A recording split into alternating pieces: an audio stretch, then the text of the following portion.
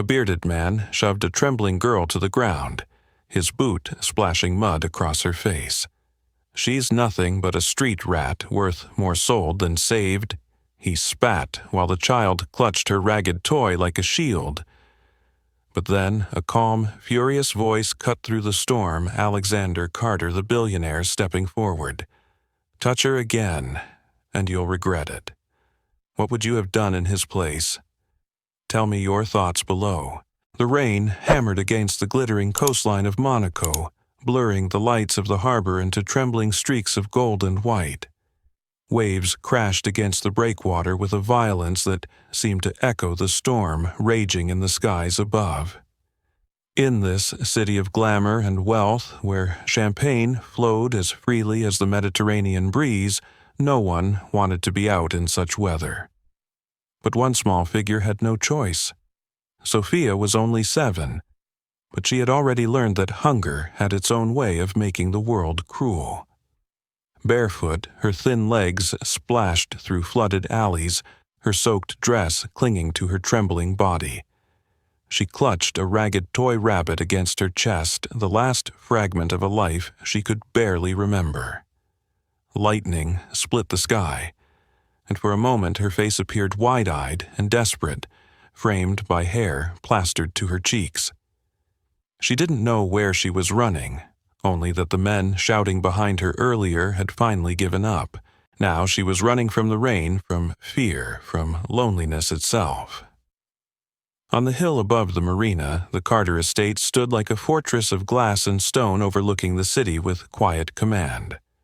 The mansion's walls glowed faintly under security lights, and at its gates stood a house larger than most families could ever dream of. For most, it was untouchable, another reminder of how different the lives of the rich were from those below. But to Sophia, it looked like the only place left where she could hide from the storm. She squeezed through a gap in the iron fence, scraping her arms on the cold metal. Her small frame disappeared into the manicured garden's hedges, bending under the weight of rain. She crouched behind a rosebush, her breath fogging in the chilled air. She might have stayed there until dawn, too frightened to move, if not for the sound of an engine humming gently up the drive. A sleek black car, polished even beneath sheets of rain, rolled slowly toward the garage. Inside, Alexander Carter gripped the steering wheel with practiced calm. He was 45 years old, a man whose name commanded the real estate world from London to Hong Kong. People spoke of him as unshakable, brilliant, impossibly disciplined. He lived alone in this palace of steel and marble, accompanied only by staff who came and went like shadows. Success had bought him everything except the one thing he never admitted: he lacked connection. As the car stopped, Alexander slipped out, keys in hand. He adjusted his coat against the rain, already calculating the reports he needed to review before tomorrow's meeting in Geneva. But then a small voice cut through the storm. "Sir, may I sleep in your dog's house tonight?" He froze. For a moment he wondered if the storm was playing tricks on his mind. He turned slowly, scanning the dim driveway until his eyes found her. A tiny figure soaked to the bone stood just a few feet away. Her lips trembled with each word, her eyes both pleading and afraid. "I'll be quiet," she added quickly, as though afraid he would scold her. "Just until the storm passes." Alexander blinked, utterly unprepared. He had spent his life negotiating billion-dollar contracts, yet here he was undone by a child no taller than his waist. He had no dog. He had never even considered one. Pet seemed messy, unpredictable. But the girl didn't know that. To her, even a dog's house was more hope than the rain-soaked streets. He stared at her longer than he meant to, his mind turning over images from his own childhood memories he usually locked away. The thought of a 7-year-old braving the night alone struck him like a blow. For a moment, the storm seemed to vanish, silence stretching between them. "You can't stay out here," he said, finally, his voice firmer than he expected. The girl lowered her gaze to the puddles at her feet. "I won't make a mess." The garden is fine." He felt something twist inside his chest, an ache unfamiliar and unsettling. "What's your name?" he asked. "Sophia," she whispered. He crouched so that his eyes met hers. Up close, he could see the scratches on her arms, the mud caked on her small hands, the way her shoulders shook beneath the soaked fabric of her dress. But what struck him most were her eyes, dark wide, filled with a mixture of fear and a desperate kind of hope that seemed too old for her face. "Sophia," he repeated slowly, testing the sound. "I can't let you sleep outside. Come in, at least until you're warm." Her eyes widened as though she had misheard him. "Inside?" she asked softly, disbelief coloring her tone. "Yes, inside." He opened the heavy door light spilling onto the stone steps. For years those doors had welcomed only business partners and acquaintances. Now they stood open for a child who had asked only for a corner of shelter. She hesitated, glancing at her dripping clothes, then back at him. "I'll get everything dirty." "Furniture can be cleaned," he said, and for the first time in a long while he felt the truth of his words. Slowly, cautiously, Sophia stepped across the threshold. Her small feet left wet prints on the polished marble floor, each step like a declaration that something had changed. She lifted her gaze to the grand chandelier glittering above the marble staircase, curling upward like something out of a storybook. Her mouth parted in wonder, but she said nothing. Alexander watched her, a strange mixture of pride and shame rising inside him. He had spent decades building this palace, collecting art, filling rooms with treasures. Yet it had never looked so different until seen through her eyes. "My name is Alexander," he said, closing the door gently behind them. "You're safe here tonight." Sophia hugged the rabbit closer and nodded, her wet hair clinging to her cheeks. She didn't thank him. Perhaps she didn't trust yet that she wouldn't be asked to leave. But in her silence, Alexander felt the weight of responsibility settle on his shoulders. He had no idea why this moment mattered so much, but he knew with certainty that his life had just shifted as surely as the tides battering Monaco's coast outside. The storm roared on, but inside the mansion a fragile calm began to bloom, one that neither the child nor the billionaire fully understood. The mansion was a world Sophia had never seen before, a place where warmth poured from golden lights, and every surface gleamed as though it had never known dust. She stood just inside the door, dripping onto the marble floor, unsure whether to take another step. The scent of polished wood and faint cologne hung in the air, so different from the mildew and street smoke that clung to her clothes. Alexander Carter placed his coat on a chair and looked down at her, not with the impatience of a man inconvenienced, but with a kind of cautious curiosity. "Come," he said, his voice steady but softer than before. He led her past paintings that looked as though they belonged in museums, past heavy velvet drapes that muted the storm outside. Sophia trailed behind her fingers, brushing against the wall as though she needed to confirm the house was real. He opened a door to a guest bathroom, and the sight before her made her gasp. Marble tiles stretched from floor to ceiling, reflecting the glow of a chandelier. A bathtub, large enough to be a pool in her eyes, filled slowly with steaming water as Alexander turned the polished faucets. The sound of rushing water was strange to her, not because she hadn't heard it before, but because here it meant safety and comfort. "Warm water," she whispered as though it were a secret. She stood motionless at the threshold, unwilling to step further. Alexander noticed her hesitation. He brought out towels from a nearby cabinet, soft Egyptian cotton, and placed them neatly by the tub. "It's for you," he said simply. Her eyes widened. "For me?" he nodded. "You can take a bath. It will help you feel warm again." For a moment, Sophia's lips trembled with the urge to protest. In her world, hot water was a privilege, not something freely offered. She stepped in carefully, her small hand resting on the marble rim as though it might vanish. She touched the rising steam, smiling faintly when it curled around her fingers. Alexander excused himself, leaving the door ajar so she would not feel trapped. In the quiet of his own thoughts, he was surprised by how deeply the image of her wonder touched him. He had designed this house to impress partners to signal wealth, but tonight it served a far simpler purpose: to offer a child her first taste of comfort. When Sophia finally emerged, wrapped in a towel that nearly swallowed her whole, she looked transformed.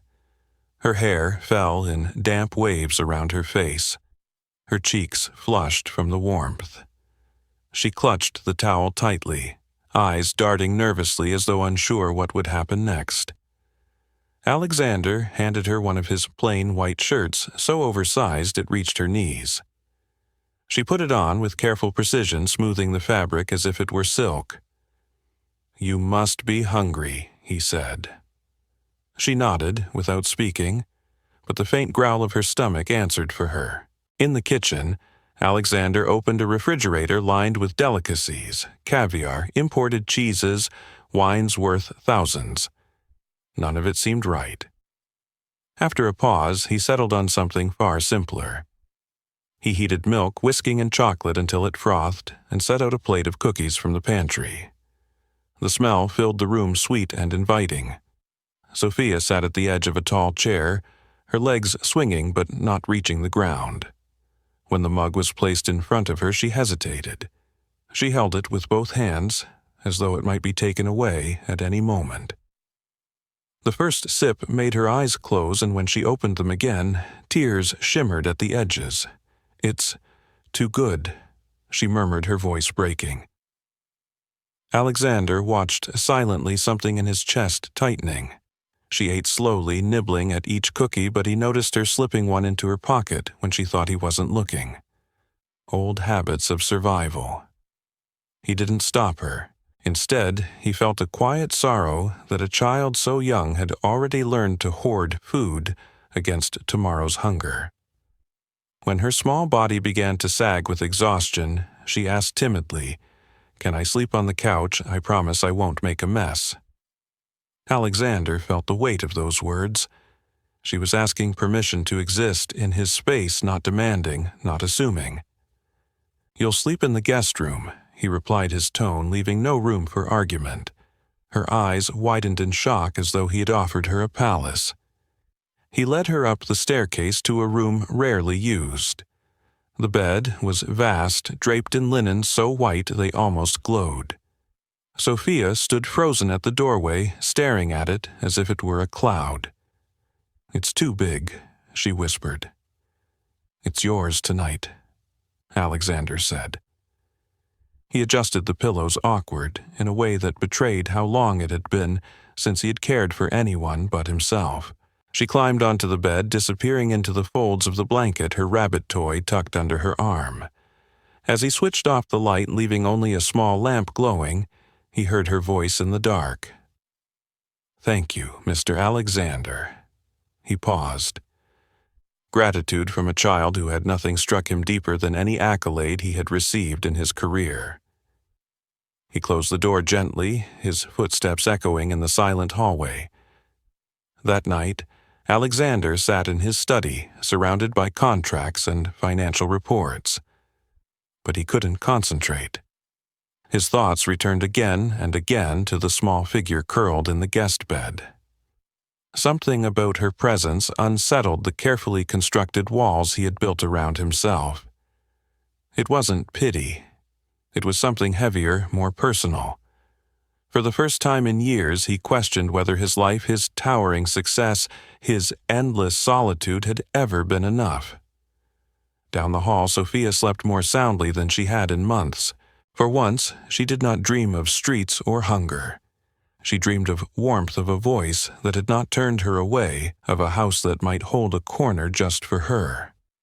Invisible wounds cannot be healed in a single night, but the storm outside had given her more than shelter.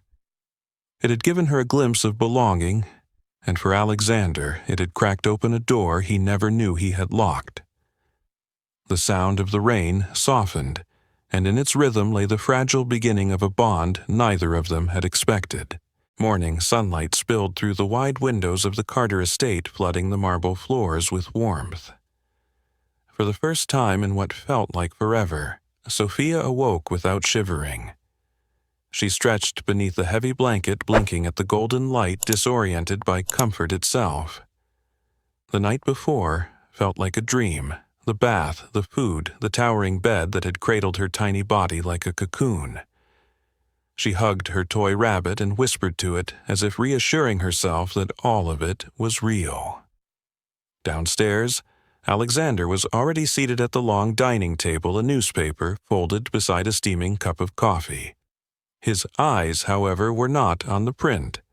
They kept drifting toward the hallway, waiting for the sound of small footsteps. When Sophia appeared wearing the oversized shirt he had given her, her hair brushed smooth by a timid hand, he felt something stir in him. The house no longer seemed so cavernous, so empty. Breakfast was simple toast eggs, fresh fruit. Sophia ate quietly, her posture alert, as though every bite might be her last.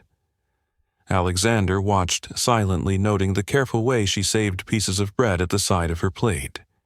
Invisible wounds lingered even in the smallest gestures. Later that morning, he decided to take her out. "You need proper clothes," he said, gently but firmly. She blinked at him, uncertain, until he added, "We'll go together. Just a few things."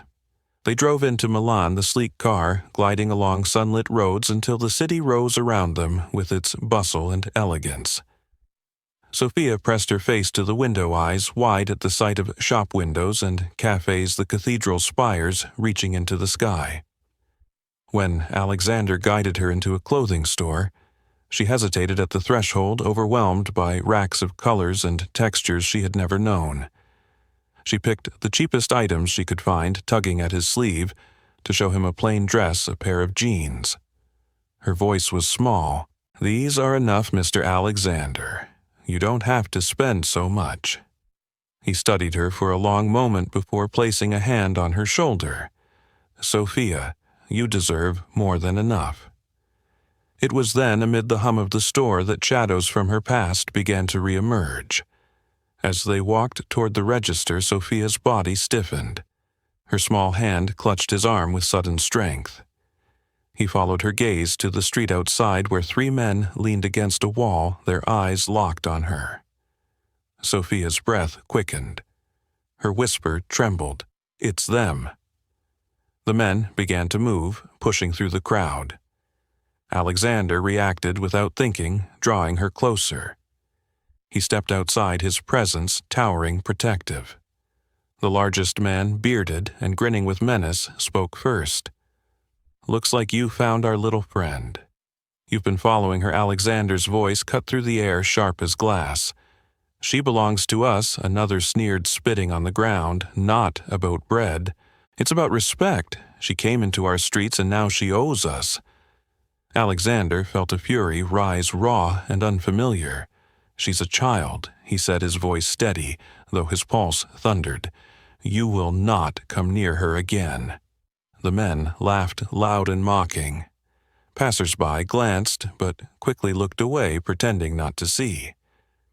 In that moment, Alexander understood his wealth and reputation meant nothing here. This was a world ruled by intimidation, where a frightened girl could vanish and no one would interfere. He pulled Sophia behind him, her fingers digging into his sleeve. The men stepped closer, their laughter fading into threats. "We can make her disappear," the bearded one said, his voice low, "unless you'd like to make it worth our while." It was an extortion, thinly veiled, a transaction dressed as menace. Alexander reached for his wallet, not because he thought money would solve it, but because he needed time. He handed over bills with a cold glare. "Take this and never come back." The men accepted, but their smiles only grew sharper. "Money won't change what she is," one of them said. "Street rats always crawl back." Sophia trembled, her eyes brimming with tears, and Alexander felt the weight of her fear settle into his bones. He guided her quickly back into the car, locking the doors with a snap. As the engine roared to life, Sophia buried her face against his sleeve. "They won't stop," she whispered. "They never stop." Back at the mansion, silence clung to them. Alexander poured a glass of water for her, his hand steady though his mind raced. He knew those men would not simply vanish. They would circle back, waiting for weakness. That evening, a new visitor arrived, a social worker from Naples, drawn by reports that a child had been seen entering the Carter estate. Her name was Clara Rossi, a woman with kind eyes and the practiced calm of someone who had seen too many stories like Sophia's. She asked questions where Sophia had come from, what Alexander intended. Sophia clung to the arm of his chair, her voice breaking as she insisted, "He takes care of me. Please don't send me back." Clara listened, her pen still against the paper. She explained the procedures, the need for documentation, the slow machinery of law. Alexander found himself bristling at the thought of bureaucracy deciding the fate of a child whose life had already been marked by indifference. Later, his sister arrived unannounced from London. Evelyn Carter was a woman of politics, poised and unyielding. She entered the mansion like a storm, her voice sharp with accusation. "Alexander, what madness is this? A child from the streets? Do you realize the scandal this could cause?" Her words struck him harder than the threats of the men in Milan. To Evelyn, everything was about reputation, the family name, the empire they had built. She urged him to let social services handle it to protect their legacy. But when Alexander looked at Sophia, her small frame pressed against the back of the couch, eyes wide with fear at the thought of losing her, he knew he had already chosen. The streets had left their shadows on her, but he would not let them take her back. The night grew long, filled with unanswered questions and threats that loomed larger than the storm outside. Yet, as Sophia drifted into uneasy sleep, Alexander sat beside her, his resolve hardening. Wealth alone could not shield her. To keep her safe, he would need something stronger than money. He would need courage he had not called upon in years, and a willingness to fight a battle that went far beyond boardrooms and contracts. The shadows from the streets had found them, and Alexander understood his life would never return to what it had been. Not after Sophia. Not now. The days following the confrontation in Milan were uneasy. Alexander tightened security around the estate, but he could not erase the fear he saw in Sophia's eyes whenever a car slowed on the street outside. She tried to be brave, but the way her small body tensed at sudden noises betrayed her. He reassured her that she was safe, though, in truth, he was haunted by doubt. Shadows do not disappear simply because you close a door. One afternoon, while Alexander was tied up in meetings with his legal advisors about the possibility of guardianship, Sophia accompanied Clara Rossi, the social worker, to a routine medical appointment in the city. Alexander hesitated to let her go without him, but Clara insisted it was necessary, promising to keep her safe. Sophia, eager for a sense of normality, convinced him with a timid smile. "It's only a checkup. I'll be fine." He wasn't. Hours later, when his phone rang with Clara's trembling voice on the other end, his world collapsed. "Alexander, they took her. They took Sophia." The words tore through him. Clara explained between sobs 3 men had cornered them outside the clinic, one pressing a note into her hand, while the others dragged Sophia into a van. "They knew your name," she said. "They said you had 24 hours to pay 50,000 euros, or she would disappear forever." Alexander felt cold fury settle into his bones. Money was never the real demand. It was power control cruelty. Yet he had no choice but to follow. That evening he withdrew the funds, each euro a hollow offering. At midnight, a call came from an unlisted number. The bearded man's voice slithered down the line. "We have her.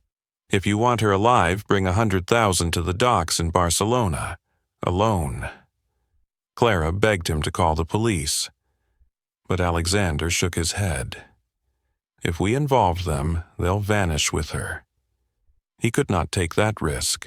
For the first time in years, he felt utterly powerless, stripped of the armor his fortune usually provided. Yet beneath that helplessness surged something fiercer determination. He would not let them win. The night was heavy when he reached the abandoned warehouse at the edge of Barcelona's port. Rusting containers loomed like silent sentinels, the sea air sharp with salt and oil. He carried a duffel bag stuffed with cash, his every step echoing against the cracked pavement. Inside, under the flicker of a single bulb, he found her.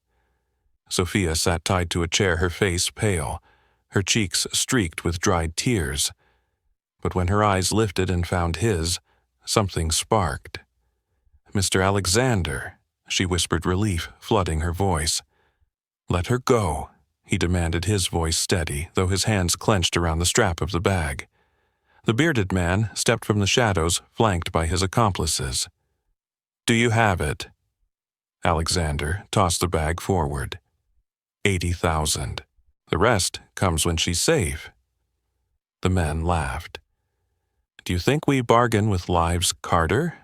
The girl is worth more than money? Pretty clever.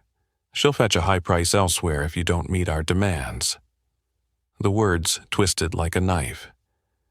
Alexander took a step forward, but before he could speak, Sophia's voice cut through the tension. "You can't sell me," she said, her tone surprisingly calm for a child, "because I know who you are." The men froze. "I heard you talking." She continued, her eyes sharp. "Your name is Mark Riley. You live on Blossom Lane. You have a daughter who goes to St. Francis School." The bearded man paled, rage flickering in his eyes. "And you," she said, turning to the second, John Davis. "Your mother's in the hospital in Naples. You don't want her to know what you really do." The room shifted. Their confidence faltered, exposed by the precision of a child's memory. Even Alexander was stunned by her courage. She had taken what little power she had, her eyes, her ears, and turned it into a weapon sharper than any blade. Distant sirens wailed, faint but growing. Clara had disobeyed his instructions, contacting the authorities after all. The men exchanged frantic glances. "This isn't over," Riley snarled, cutting the ropes from Sophia's wrists before bolting for the rear exit. Alexander rushed forward, gathering Sophia into his arms. She clung to him with desperate strength, her small frame shaking. "I knew you would come," she whispered against his chest. He held her close, his throat tight. "No one will ever take you from me again." When the police arrived minutes later, the warehouse was empty of the kidnappers, but full of the echoes they left behind. Sophia, though trembling, stood beside Alexander with her head high. She had faced terror, and fought it with nothing but her mind and her will, and Alexander knew then that she was not just a child in need of saving, she was someone who had saved him too from the emptiness of his own life. That night, as they drove away from Barcelona's port, Sophia fell asleep against his side. Alexander looked out at the city lights, the sea stretching endlessly beyond, and felt a clarity he had never known. This was no longer about protection out of obligation. It was about love, about family, about a bond that neither money nor fear could ever sever. The battle was not only for her safety, it was for the right to stand by her, to be the person she could trust when the world turned dark. And he would fight that battle for the rest of his life if he had to. 6 weeks after the night at the Barcelona docks, the Carter estate no longer felt like a monument to isolation. The silence that once stretched endlessly through its halls had been replaced with the sound of laughter, of hurried footsteps, of questions asked in a child's curious voice. Sophia had changed not only in appearance, but in spirit. Her cheeks carried a healthy glow, her hair caught the light in soft waves, and her once wary eyes now shone with a confidence Alexander had never seen before. She had begun to dream, and with each dream Alexander found himself rediscovering life through her. On the morning of the adoption hearing in Paris, Alexander stood before the mirror, adjusting his tie. His hands, usually so steady, trembled with anticipation. Today, he would no longer be a guardian in practice, but in law. Today, Sophia would officially become his daughter. When she ran into the room in her pale blue dress, the same one she had once only dared to admire in the shop window, he felt his throat tighten. "Do I look all right?" she asked, spinning, so the skirt flared around her knees. "You look perfect," he said, kneeling, so his eyes met hers. Absolutely perfect. In the Paris courthouse, the grandeur of the chamber seemed to overwhelm Sophia at first, but when the judge asked her where she wanted to live, she answered with unwavering certainty. "With Mr. Alexander. With my dad." The word hung in the air, fragile, yet powerful. Alexander's eyes blurred as he heard it, and for the first time in decades he let the tears fall. The adoption was finalized within the hour, and when the papers were handed to him they felt heavier than any contract he had ever signed. This was not business. This was belonging. Even Evelyn, his sister, had traveled to Paris. Weeks earlier, she had been furious, warning of scandal, but she had seen the transformation in her brother and the child. Standing outside the courthouse, she bent to embrace Sophia, her carefully composed mask slipping into something warmer. "You're a family now," she whispered, and for the first time, she meant it. Back in Monaco, the mansion had begun to reflect the change in its owner. The sterile perfection softened into a home filled with signs of life. Books scattered on tables, drawings taped to the refrigerator, a soccer ball resting in the corner of the garden. Alexander no longer worked endless hours behind closed doors. He walked Sophia to school, sat with her while she did her homework, and learned the art of listening truly, listening to the stories of her day. She had once asked for nothing more than a corner of shelter, and now she carried the knowledge that she would never again be turned away. But Alexander's vision extended beyond his own home. He could not ignore the truth Sophia had forced him to confront. There were countless other children still wandering the streets, still asking for a safe place that might not come. He founded an organization in her name, Sophia's Haven, a network of shelters across Europe that offered not just beds, but warmth, education, and dignity. The first center opened in Naples, not far from where Sophia had once run from an orphanage that failed her. At the inauguration, she stood proudly beside him, her small hand wrapped around his. When the ribbon was cut, the applause of the crowd faded beneath her voice as she leaned close and whispered, "We're helping them, aren't we?" "Yes," he said, "because you showed me how." Evenings at the estate grew sacred. Sometimes they sat in the garden, watching the sky burn orange over the Mediterranean, Sophia nestled against his side. Sometimes Clara Rossi joined them, her friendship becoming something deeper as she watched the bond between father and daughter grow. Together, they planned new projects, new ways to reach children who needed what Sophia once asked for in trembling words, just a place to stay until the storm passed. One quiet evening, Sophia tugged at Alexander's hand and led him to a small corner of the garden. There, where the rain had once drenched her shivering body, stood a simple wooden structure. It was the doghouse she had first spoken of, rebuilt with fresh wood and painted white. Around it bloomed a circle of flowers she had planted herself. On a small plaque was inscribed, "For every child still searching for a home, and for those who have found one." Alexander knelt beside her, his arm around her shoulders. "You asked me once for a doghouse," he said softly. Sophia nodded, her eyes shining. "But you gave me a home." "No," he whispered, his voice breaking. "You gave me one. You gave me family." As the sun sank and the first stars pierced the sky, Alexander realized that the storm which had once brought Sophia to his doorstep had not been a curse, but a gift. It had shattered the walls of his solitude and filled his life with the one thing he had never dared hope for: love. From that night on, the Carter estate was no longer the mansion of a solitary billionaire. It was the home of a father and his daughter, a place where laughter echoed louder than silence, and where a simple question asked in desperation had grown into a legacy that would shelter countless others.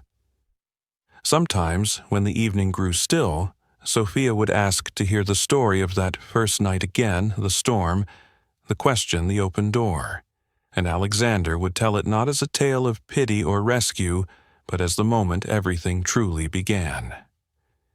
Because sometimes love does not arrive in grand gestures or perfect plans.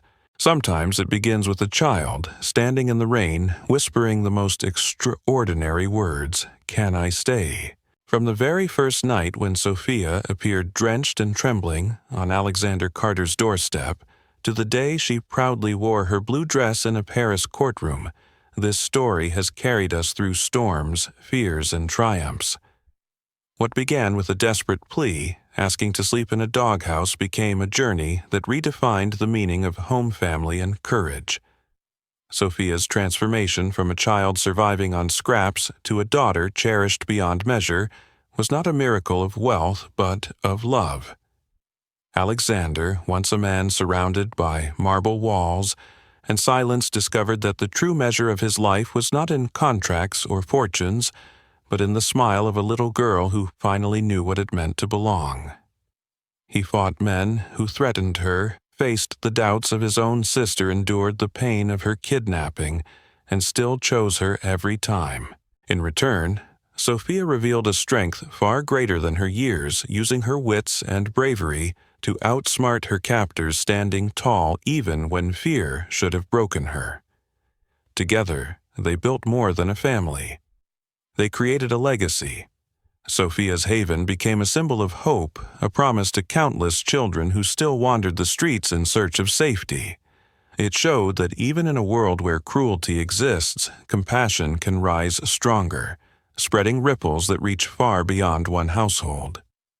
Their bond became a living testimony that sometimes the most powerful changes begin with a simple act of kindness and a willingness to open a door. And what can we learn from this? That love and responsibility are choices we make every day. That wealth is not defined by numbers in a bank, but by the lives we touch. That even when storms rage around us, we have the power to be someone's shelter. Perhaps we may not all build shelters or foundations, but we can all pause long enough to see the vulnerable among us, to listen, to care, to choose compassion, when indifference would be easier. Sophia and Alexander remind us that family is not just blood, but the people who choose each other against all odds. They remind us that courage does not always look like grand gestures. It can be the quiet decision to stay, to protect, to love when it is difficult. And they remind us that sometimes what we think is a burden is in truth the greatest gift we could ever receive. If this story touched you, I'd love to hear what part resonated with you most. Share your thoughts, because your voice matters here. And if you want to keep hearing stories that inspire, uplift, and remind us of our shared humanity, don't forget to subscribe to the channel. Your support gives us the strength to keep creating powerful stories like this one. And together we can spread messages of love and hope even further.